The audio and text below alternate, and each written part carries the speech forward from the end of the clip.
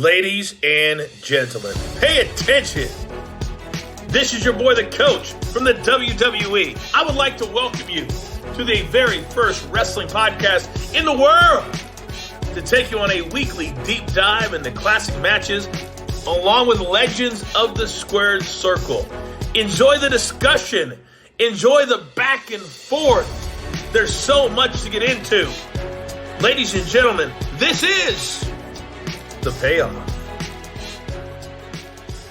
Brock Lesnar. This is Tom Healy, and as always, I am joined by my co-host, Jeffrey Ryan. Jeff, we're covering your boy Cena. How pumped are you?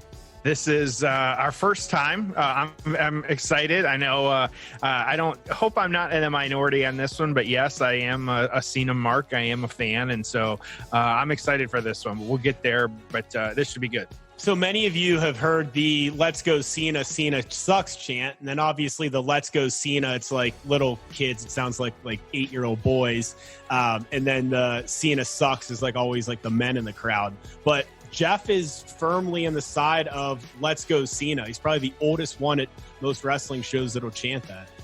My friend Brittany, she can attest to the fact that when we went to a wrestling show one time, it was a SmackDown, and I think it was the dark match, and Cena came out and he threw his hat in the crowd, and it missed me by about 2 people, and so she can back up the fact that I just barely missed it, and so I don't know what I would have done with it. I probably would have given it to the kid next to me, but either way, it would have been fun. But yes, that was the closest I've ever come to John Cena in my life. So I got a Cena shirt as a gag gift, okay?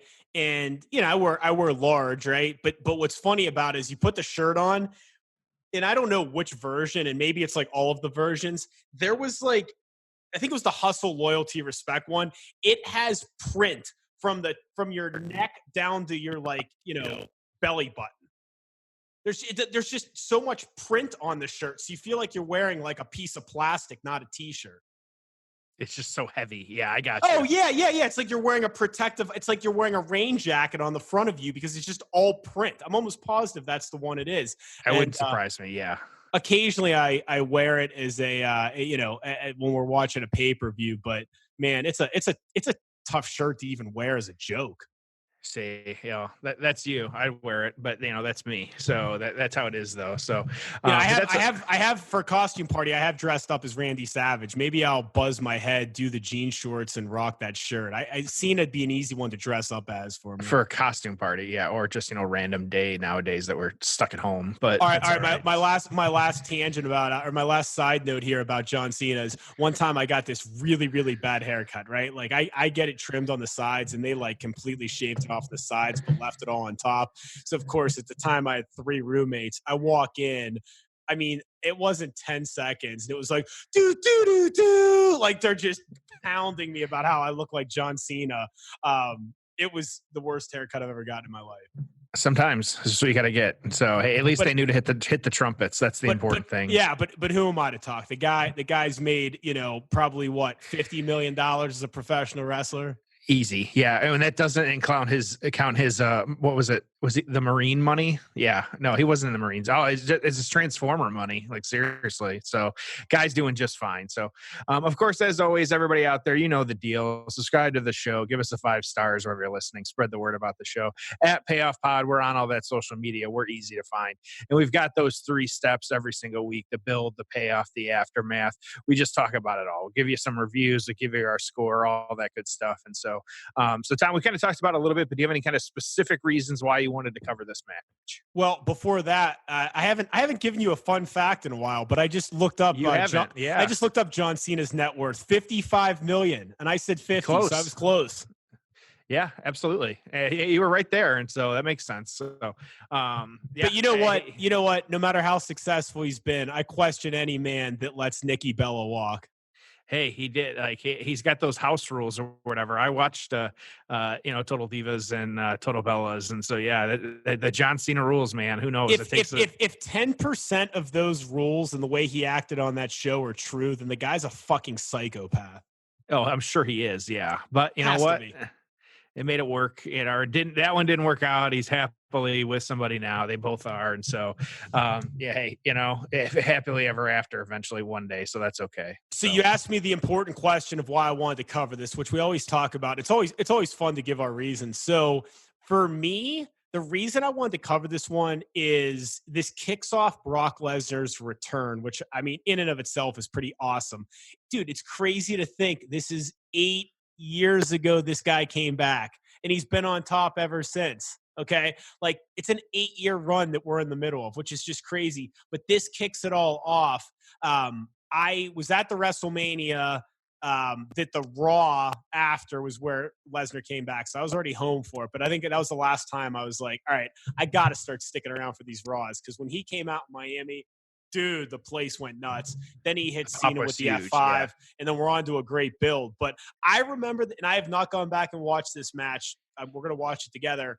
But I remember this being a awesome wrestling match. So that's why I'm excited to cover it. What about you?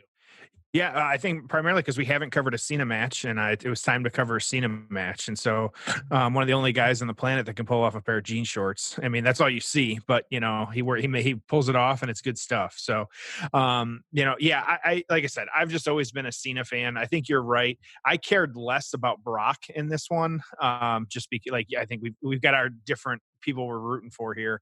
And Cena, I think this is when he had kind of finally settled into, he was going to let play to however the crowd was acting, and the Cena sucks, and let's go Cena, that stuff. At this point, he was playing into it and enjoying it, and I think he knew his role, which was good. So, well, this is a big match too, because you'll get into it, but your boy was on a little bit of a losing streak. But he was. Yep.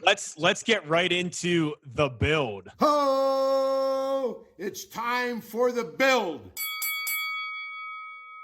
So here we are, our favorite arena, right? The Allstate Arena. Apparently, it's like half the great matches in wrestling. Chicago, man. It's always Chicago. Building. Yep. I'll tell you, man. It's the spot to be if you're a mark like us.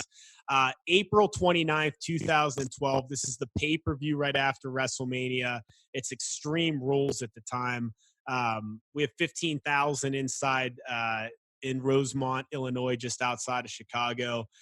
Dude, let's run through this card, man. We kick off with Randy Orton and Kane in a Falls Count Anywhere match. They went 17 minutes. Then we have Brodus Clay defeating Dolph Ziggler. Man, Dolph's going to end up being in the business for about 15 years. And forever. Yep. A lot of just forgettable stuff. I don't know, man.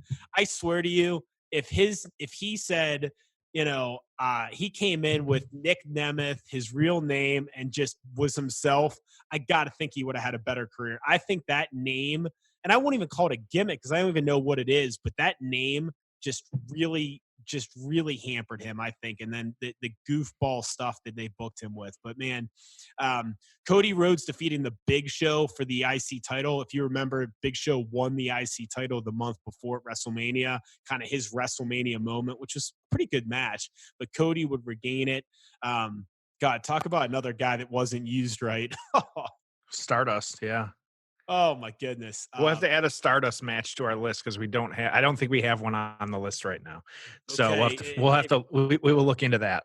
If there is one, then talk about coming off of WrestleMania. We get Sheamus defeating Daniel Bryan in a 2 out of 3 falls match to retain the title, 23 minutes. Do you remember what happened the month before WrestleMania?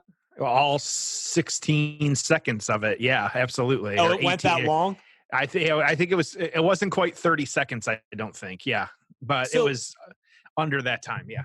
So it was weird because WrestleMania, sometimes you get the hardcore fans.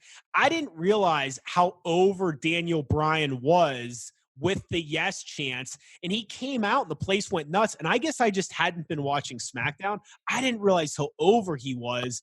The place goes nuts, and I'm like, oh, this is interesting. And then boom, he gets hit with the bro kick, and Sheamus wins. It was shocking. I know, the internet hated it, but it was what it was. I don't know. I mean, it was like, if you're only going to give them a 6-minute match, maybe you just squash them like that and then come back and do this 2 out of 3 falls match.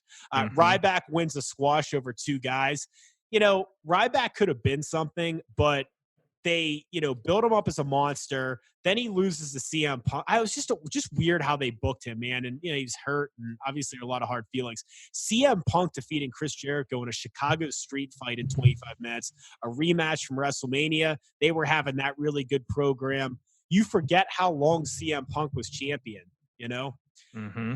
Then we had our traditional Divas Buffer match, Layla defeating Nikki Bella. They did a little twin magic there where Brie actually was the one that took the pin. 2 minutes, 45 seconds, my God. But the reason we're here, Jeff, Cena and Lesnar Extreme Rules match, it was the only actual Extreme Rules match on the show, although they did some variations of it.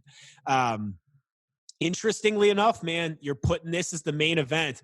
We'll get more into this, but what I loved about this build was they gave it this big match feel. And it was like, it's bigger than the title. It's bigger than anything. This is the match. It was how they kicked off the show, airing a vignette. They made it the main event. They put it above the title match. For a post-WrestleMania show, this was a really big match, and they really built behind it. So I remember this build being fantastic. I've gone back this week and watched some of this, but walk us through what they did because it was fantastic. So we'll start off. It was April 2nd. It was actually the night after WrestleMania. It would have been 27. Yeah, that's what that is. 27. You had the big match between John Cena and The Rock. Cena's in the ring cutting a promo, asking The Rock to come out. But instead of The Rock coming out so that he can congratulate him, Brock Lesnar's music comes out, plays for a little bit, and then Brock comes out. Said it was his first appearance in over 8 years to that point. And of course, Lesnar got, slow walk to the ring. No Heyman at this point, just Lesnar. Slow walks to the ring, gets in to shake Cena's hand. They exchange a little bit of words, and then puts an F5 onto Cena, which takes him out. Of course, too, Tom, you and I were talking, I did go back and rewatch this part of it. Of course, it did have and it's not a new thing, but the classic bad camera angle, or they were showing the fans at this point, and so you saw when the camera cuts back, Brock already has Cena up on his shoulders and is about to give him the F5. And so, thank you, Kevin Dunn. That has not changed at least since 2012. It's been something we've been dealing with. So, it's just one of those things. And so, dude, and the place goes nuts. Yes. Yeah. They just went absolutely insane. Crazy. The pop was awesome. We knew he was coming back, so it was just more of, they were already chanting for him, but dude, the place went batshit crazy. And you forget, I forgot about it. We'll talk about it during this match too. It's really weird without Heyman next to him. Right. Yeah, it really is. It's out to not have that mouthpiece. And so, and it's interesting you say that because I was kind of doing some research, and Bleacher Report actually had a write-up of this Raw. And it was interesting. They said, assuming that Lesnar is only going to appear once a month on television, he could still be a viable character who could help WWE. People pop when they see Brock destroy someone. They've done it since he was a rookie. No one wants to see Brock give a 20-minute promo about something. They want to see him maul someone, and WWE can provide that. That was 2012, after he had just returned. So I think it's definitely an interesting take, and kind of what they thought. And it was right in a lot of ways too. I don't want to watch Brock talk, which Brock doesn't talk, and that's the whole point. So it was interesting seeing him talk in the build to this, and it was weird without Lesnar. It really was interesting. Yeah. And so the next night, though, this is when John Laurinaitis was the general manager. He revealed he brought Lesnar back because he wanted to give some legitimacy to the WWE, wanted him to be the new face of the WWE. And so what you had, though, of course, Cena, it really just a couple weeks here where the two of them had a little bit of a back and forth, some pull aparts, kind of things like that happening.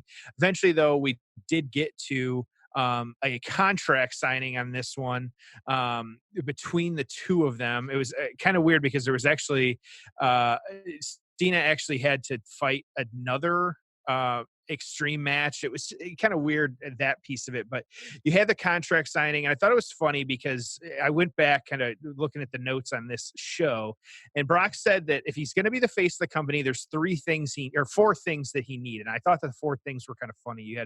He wants John Laurinaitis to run all major ideas through him, Brock.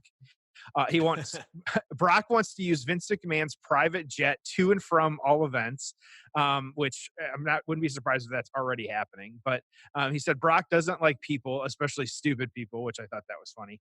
Number 3 is that Brock wants to show up on Raw only when he wants to. He won't be a puppet, which that's actually has played out in 2020, so that's still happening.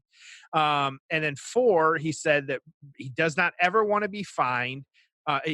Brock said John Laurinaitis won't ever fine him, but he will be paying him more money. And he said that until those demands were met, those 4 things, that the Extreme Rules match wasn't going to happen. And so, of course, and then he said instead of calling it Monday Night Raw, it was going to be Monday Night Raw starring Brock Lesnar, which I think I like the play on that. I actually thought that was pretty cool, kind of like Monday Night Owens or things like that. And I think that it's just kind of good stuff. So of course, with any I'll give you a quick side note. Do you remember how they used to cover for Brock all the time, like why he wasn't there? It was like 1 month, like one time he snapped Triple H's arm, one time he snapped HBK's arm, one time he attacked somebody else, right? Like it was Kimura locks, yeah. He would hurt someone, then he gets suspended. But they had all these different reasons. This initially was why he wasn't on the show. It was like, I negotiated a contract with Johnny Ace, but it was just interesting how they did that, where they would, they kept making excuses for why he wasn't on the show. Now we're just 8 years later, just conditioned of, he just kind of shows up whenever the hell he wants. It doesn't really matter. Yeah. Yeah. So of course, with any contract signing, we know what's going to happen at a contract signing. The table was tipped over as it must be, it's the 11th commandment that the table has to be flipped or used in some way.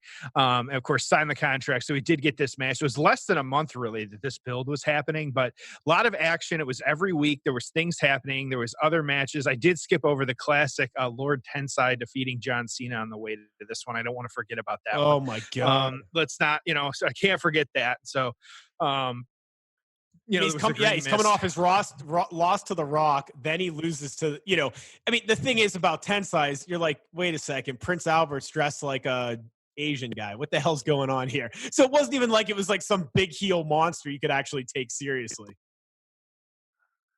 Right, exactly. So we get the contract signing, and then we're ready to get into this match. And so, Tom, any other kind of final thoughts on the build?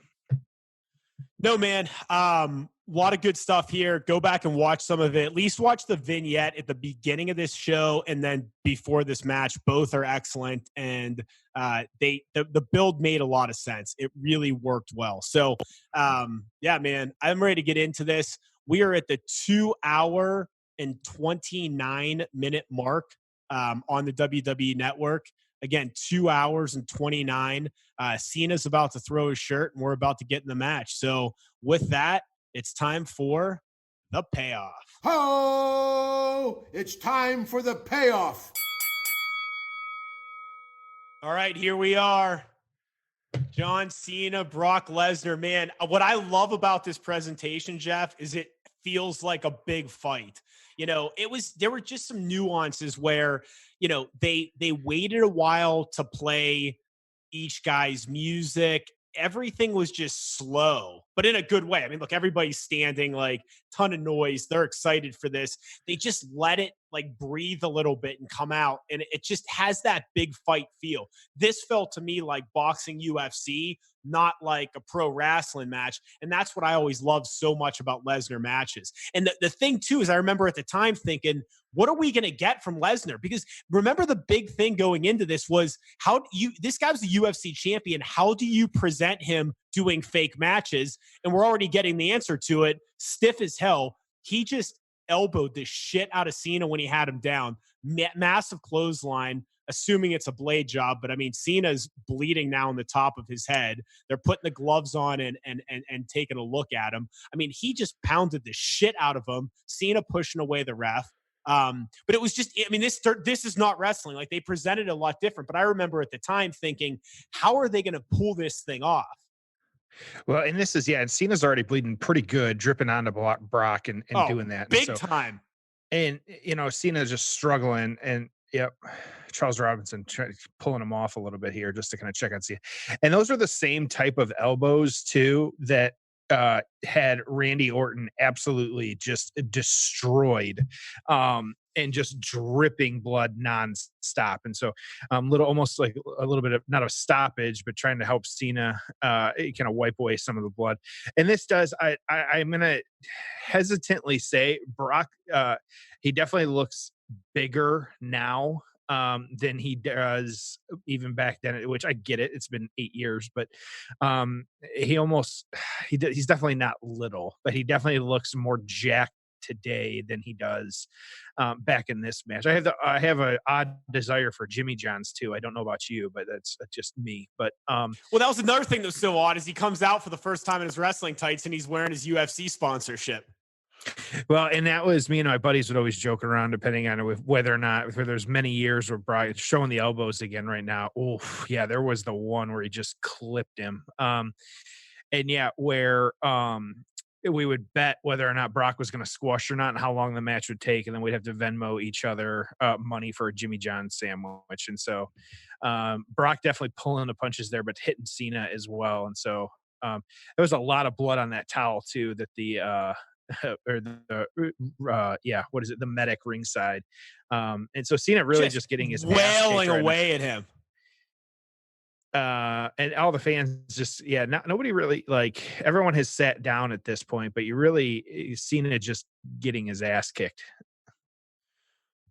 Well, and I told you that this was a lot different because, again, it was like this big fight feel that they did with him, and you didn't know how Lesnar was going to show up. This did a 25% year-over-year growth in terms of pay-per-view buys. So, there was interest in this, right? I mean, Lesnar, he earned his paycheck there, and then it would drop 12.1% the following year. So there was a spike for this match, no question. So Cena extremely bloody, like trying to get back in the ring now. Not quite Crimson Mask level, but definitely a lot of blood kind of running down. And it feel like it really slows the match down a little bit when you've got the medic constantly kind of in there, kind of checking on him, kind of see what happens. At this point, like, we know what the outcome's going to be is shortly here. We still got a little bit of time in this match, but it really it's almost confusing to a degree because, like, Brock is so dominant right now, and then now Cena, can't get the attitude adjustment going for it though. Right? Number one, going to Suplex City. Here we go. No release Germans.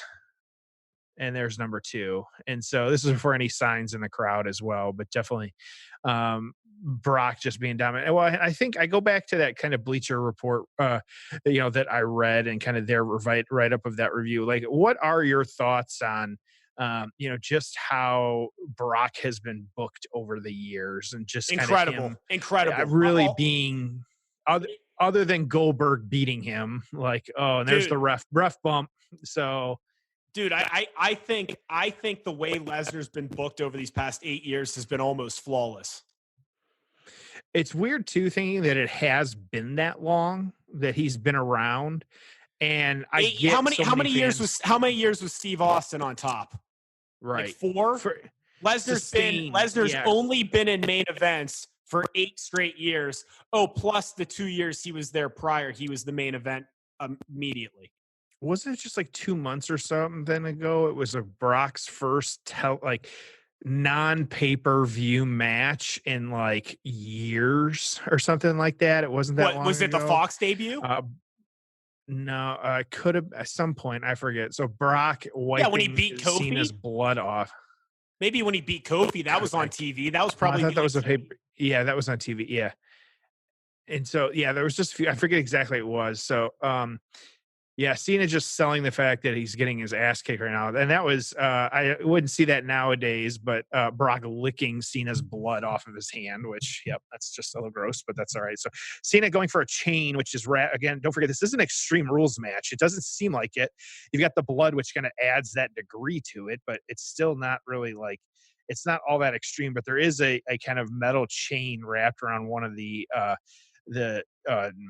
corner posts that Cena was grabbing for, but couldn't get it. So, interesting. So it looks like locking that Kimura lock, but Cena blocking it. So, Well, how do you think Cena's or Lesnar's been booked in these 8 years? I think it's almost flawless. Yeah, the Ambrose match sucked at WrestleMania. Yeah, maybe he squashed some small guys, but dude, overall, I give it like a 9 out of 10 on the way they've booked him. I think it's been fantastic.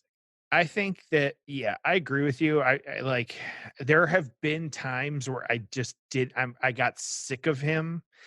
Like, I just didn't want him to be a part of it anymore. I think like they've got all these different titles, so they're able to keep the belt on him longer and it's not a bigger deal. Again, I don't think it's weird because we have so many conversations of certain wrestlers that like don't need a belt. Like, Braun was one of them, but they have absolutely just killed the character of Braun Strowman. Killed it. I don't even want to see him anymore just with how bad he is, or, like how they treat him. Because he should have just been a monster. I think Brock's one too, that you could have had him come in, squash people a lot. He's one too. I know you talk all the time about, Undertaker kind of laying the belt down and being done. I think that, like, you could have a same type situation with Brock where he just lays the belt down and then he just kind of beats up people, that he doesn't need a title shot. He doesn't need the belt, like, because he is Brock Lesnar. He's going to, win matches and squash like he does. And, 15, 20 German suplexes, and that's fine. So short answer is, yeah, I'm fine with how they booked him. There's a few times that I wish that he had gone away, but what do you do with him too? But and I put me on the side. I don't mind him having the title and not being on the show that often. They have enough titles. So the idea of, hey, we have a world champion that isn't always on. I mean, Hogan didn't wrestle every week on TV either. Mm-hmm. Yeah, and we forget that, and I think that's one of those where I'm with you in that one, that we don't need to see him every week. I do think that there needs to be a little bit more emphasis on at least the story that they're building around to him. Like, luckily he does have Heyman. Like, Heyman can go out and cut promos for weeks before we get to Brock, and I'm okay with that. And so, and I think that connection's different. So Brock now, he has wrapped Cena's legs in this chain link, and kind of taking out Cena a little bit here. And Brock covered in a little bit of Cena's blood too, which is a little terrifying to see. Brock's one of those wrestlers too that me and the guys would always joke about the fact that, like, he's one that, like, I absolutely think that if you see him like in a dark alley, like, Brock would absolutely just destroy you. Like, and like the quote unquote, we say fake wrestling. It's not really, the stage, whatever you want to call it. But Brock's one that Brock legitimately scares the hell out of me. Like, Shayna Baszler legitimately scares the hell out of me. Like, just in what they can do. And so I think that, and imagine like trying to book something like that, especially for this match. Yeah, I can understand where it's tough. Like, you gotta book a true UFC fighter. That's why I think like the Tyson Fury match was just crazy and stupid and insane. Anyone that thinks Lesnar's, overrated, or they're sick of his run and all that stuff. Let me ask you this. Who else could have done what he's done over these past 8 years? Who could you have put in his spot that could have been on all these shows, been interesting, been booked this way? There is no one else. Yeah, the referee's still dead on the outside of the ring. He took quite the bump, and so so explain to me why you do a ref bump in an Extreme Rules match. Why does it even matter? Did they just want this to feel more like a fight and not have a referee around? Yeah, you really don't need to. I mean, it's such an early bump too, for him to go out. I mean, he's literally laying there now for the better part of 6-7 minutes, not doing anything, which is just ridiculous. Brock now walking over to him to, I say, check on him, not really picking him up by the belt loops. That's why Brock scares me, just the pure power of him, like, just crazy. Yeah, I think, and this is one too. Like, and we've talked about it in the past. Like, we say quote unquote extreme rule. That's the pay per view. Like you said earlier, there wasn't a lot of extreme matches even on the show. There was the table match, and like this, we had blood, but it's not, and then the chain, a little like the the Thugonomics chain making its appearance. But it really like, why does Brock need to come back to an Extreme Rules match? No. No, You could have done this any other way, but the card dictated you had to do. Oh, I disagree. I think the way they did this was perfect. I'm glad they made it into a fight. I love it. And Cena just selling. Cena trying to get Lesnar up, and then Lesnar reversing and getting him up. And again with the ref bump out of position. Like, how many times can Charles Robinson, and no pinfall because Brock took him out trying to give him the F5. Of course, the crowd counting it for him. Another ref sliding in, though. I believe that's John Cone. Jeff Cone. Twitter will let me know. I don't want to say the wrong thing here. Whose son Nicholas. Oh, now Brock taking out a referee. Of course. You realize these fans have not sat down at all. Yeah, they really haven't. And I like that. How many matches have you seen like that? The sign that, then they were playing the legitimacy and making WWE legitimate. I appreciate the fan. I think that could be WWE guy who would always sit in front rows of pay-per-views holding the legitimacy has returned sign. So Brock picking up the bottom part of the steps. There's now multiple referees that have come down to the ring, sliding in the bottom of the steps into the middle of the ring. Well, yeah, I was just saying this is not the best Lesnar physique we've ever seen. He struggled with those steps a little bit. I mean, you and I, maybe get him up a little bit easier than him, but you never know. He's, he can't always be in great shape. So look at Lesnar. I mean, this is Lesnar. So standing on the top of the steps, like almost like a trophy, as a statue, and Cena giving the "you can't see me" though, trying to come back at him. I think you raised a good point too. Like, get the Kimura locked in on him on the top of the steps. Is it a full lock? It's hard to see, but yeah. And so this has been, Cena has not gotten a lot of offense in on this one, especially barely any. He had something to prove after this one too, in the Rock and Cena fight from really less than a month ago, and so it kind of how they built this up and the different angles and things like that, and so but Brock I think had more to prove after coming back and kind of doing what he's done. It's just interesting, especially seeing at this point too. And I do appreciate you seeing the background there. Someone from a previous match definitely broke the Spanish announce table because they're not sitting in front of a table. But anyways, that I think that it's one you wouldn't think right now that Brock would lose. And so Cena powering Brock and slamming him down onto the top of the steps, but too hurt to go over the pin. The crowd cheering for him though, which it's starting to give it up a little bit for him. Cena trying to find the kind of power on this one to go after him. Yeah. I think too, in Cena, he kind of comes back for, Manias as we've seen and kind of doing that stuff. You think Cena's definitely done as a full timer here, but Cena's on the top rope at this point, selling the arm and missed a leg drop. That just looked weird. With Brock kind of hanging off the steps, Cena went for a leg drop and just totally missed on it, intentionally, but missed it. How much longer do you think Brock has left is the question I was getting at before that. Man, I mean, you don't see any signs of slowing down. He does whatever the hell he wants. So, if he said, hey, I'm done, I never want to do this again, it wouldn't shock me. If he did it another 5 years, that wouldn't shock me either. That's the part that's interesting, is you just never know with this guy. Yeah, and I think even sure as hell doesn't need the money. No, and he's definitely not out of shape. And you figure too, even at this point, if he were to try and UFC, how long before he gets back into the UFC, if he wanted to do that? Well, and the reason that I think there's still a few good years left in him is because of his relationship with Paul Heyman. Heyman's booking Raw, and he's like, look, what do you want to do? Let's work together. And I think that friendship carries a lot of weight. Oh, this was awesome. I remember this. And Brock. Did you see that bump? Brock going crazy. He just overjumped. And running insane. the ropes and tries to take Cena out on the outside and then flips over. I'm going to guess he legitimately tweaked his knee a little bit there. I mean, it was crazy. Look at him. I mean, he's just a freak.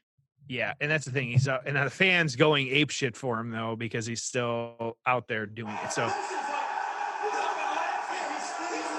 he's laughing. He's still up first. Cena wrapping his hand with the chain again. I think too, it was interesting, like the Drew build recently, and just how they, Brock, and like I think you and I. Well, you weren't watching it live, I don't think, but the Rumble, like everyone kind of losing their mind of like, oh God, what if Brock squashes everyone? But luckily he didn't do that. I think once we realized what they were doing, it was just a matter of like, okay, who is going to be the one to take Brock out? He kind of undersold that jump at that point, but Cena with the chain links wrapped around his fist just popped Brock in the face as he went for him again. By the way, I love the way they booked that Rumble with Lesnar. I thought that was just fantastic. I think especially, too, since they've started introducing NXT superstars into it, I think it's only gotten better. The last few Rumbles have been very good. I think starting when Shinsuke won it a couple years ago. The rosters are just so loaded, especially with the NXT guys. It's not like the olden days where it's like, oh, it's Bushwhacker, Luke. Could he be going on to WrestleMania? Don't put down the Bushwhackers, man. I had both action figures. Like, really, I enjoyed the Bushwhackers because they were freaking crazy, and so just weird as hell, which for whatever reason I liked. And so Lesnar busted wide open. Holy hell! And so Cena again gets the AA, the attitude adjustment 1, 2, 3, and that's the pin. And so. Interesting. I have thoughts on the finish and the offense, but Cena picking up the 1, 2, 3 here over Brock. So interesting for sure. I was shocked he won. I was absolutely shocked. I mean, I thought for sure Lesnar. I was like, wow, they actually. I mean, I'm sure that's what they said is, look, we're going to give you a massive push, but you come back and beat him later on. And for right now, show that you are one of the boys and take the loss. So, yeah, man, really, really good stuff. Let's jump into the aftermath. Oh, it's time for the aftermath. All right, so aftermath. What'd you think of this one? Yeah, initial thoughts. It was interesting. I say going back and rewatching it, I think I had, we do. So people know we do a lot of research. We don't always try and watch the match under these circumstances. Like, especially if we have a guest, we go ahead and watch it sometimes, and most times. But I think this is what I didn't watch. I don't think I realized like just how little offense John Cena actually got in. Because I think, on paper, sure, Brock lost, and we're going to talk about some of the reviews and how some of this kind of played out a little bit. But I would say going back, while the ending was like, it seemed quick, one punch from the chain and then he's okay. And then he gets the 1, 2, 3. I think that it still does somewhat keep Brock strong, which is good after all this. It absolutely does. I mean, there's no question. It keeps him strong. You didn't think, oh, this Lesnar. I think it was great booking because it gets Cena strong after his loss. It gives another matchup for Lesnar later on, which obviously they'd go back and have more matches. Lesnar dominated, and so it was very well booked. I thought it was great. Yeah, absolutely. So for both of these guys, kind of what happened, in the aftermath of all this. So what you had was actually right after this. This is where we talked a little bit about Triple H getting involved, and refusing really to deal with Brock because of his contract demands and how he was just kind of being Brock. And so the two actually had a storyline feud, of course, where this is where you were referencing before, where he broke Triple H's arm using the Kimura lock. What it actually led to was Lesnar beating Triple H at SummerSlam, and then the two of them actually having a match at WrestleMania 29, where Triple H defeated Lesnar when Triple H's career was on the line in a no holds barred match. And so him and Triple H had a lot of feuds. And so it's interesting because this is when Triple H was not wrestling full time. And so the two of them kind of going at it for the better part of a year, really, just kind of an interesting way to kind of take that road and kind of go down there. And so Cena, on the other hand, had a couple different things here where he actually ended up feuding with the Big Show, dealing with John Laurinaitis a little bit, and Laurinaitis not being happy that Cena beat his hand-picked next superstar in Brock Lesnar, and so he wasn't happy about it. So had some matches against the Big Show. Cena, who I don't know who that is. Cena went on to win the Money in the Bank ladder match after that, which he had obviously a shot. It was actually tried cashing in, if you remember, on CM Punk with his briefcase. He actually won the match because of DQ with the Big Show, but he has the distinction of being the first person to cash in the Money in the Bank contract but not win the title. And so the three of them really, Cena, Punk, and Big Show, continued to feud into that summer, where Punk beat both Cena and Big Show to retain the title. So good. Right. And yeah, so, Punk was champion all year until he had to lay down for The Rock instead of getting his WrestleMania main event. And we've heard that story many a time. Yeah. Because we had to get to twice in a lifetime. So yeah, having that and kind of getting to see that. And so that was definitely interesting, kind of watching that play out and kind of have that. But yeah, interesting, like both of them, just the storylines they had. So Tom, you got any other thoughts on the aftermath? No, man. I really want to hear how this one was reviewed. So I'll start with, again, we've started kind of trying to add these to the shows, but you've had a little bit more often, but the PWI, and where they rank these guys. In 2012, this year, the match, Cena actually came in number 3. And so where he ranked, so this match was kind of in the middle of that year. And so, but he finished that year at number 3. Brock actually finished unlisted for another 4 years, which I find just kind of odd. And so, because not that he wasn't wrestling, but for whatever reason, he just wasn't like, that was that. He just was getting, just wasn't listed there. So a couple different write-ups, though. I'll start with the Pro Wrestling Torch. And so just one of the writers here, this wasn't Wade on this point, said he praised the event's strong matches and performances and the nice pace with downs to follow up the big ups that was on the overall event. He said he described the Cena-Lesnar main event as super intense, saying that Lesnar offered physicality not seen in years, which, yeah, I would agree with that, actually. And so, but we'll get there. And so, Tom, I'll start with, because I know you're going to have thoughts on this one after. And Tom's favorite write-ups, the Wrestling Observer newsletter. I'll start with Dave actually gave this one 4.5 stars. Meltzer did. Meltzer gave it 4.5 stars. But Brian Alvarez, in one of the write-ups here, in his first match back for the WWE in over 8 years, Brock Lesnar lost clean to John Cena in the main event of Sunday's Extreme Rules pay-per-view. It was arguably one of the 5 dumbest finishes in the history of U.S. pro wrestling. Wait, hold on. Alvarez said this? Yes. Oh, that's good. He had time to write a review for this match in between writing a book about WCW that was completely fake and has been discredited by everyone that was actually there. Lesnar versus Triple H at SummerSlam, or whatever Lesnar's next match is, will be very big. He's not going to be just another guy. He'll always be Brock Lesnar, and people will always be intrigued to see him wrestle. But will he be a massive game changer, the type who guarantees an extra 100,000 buys with SummerSlam or an extra 300,000 buys for WrestleMania? No way. That takes a special something, and WWE took that special something away from him on Sunday. What? Thoughts, buddy? I'll let you go. I mean, that's the only thing worse than Meltzer is hearing what his protege has to say. Oh my God. I mean, Jeff, has anyone ever lost a UFC fight and still been a star? Right. Has anyone ever lost a boxing match and still been a star? Yeah. Did Tom Brady go undefeated for 20 years now? I mean, guys lose. It humanizes them. I think you pay more to see him come back and have to after a loss than if he just destroyed Cena. Where do you go from there? Right. So, man, I thought it was the right booking. I thought the right guy won.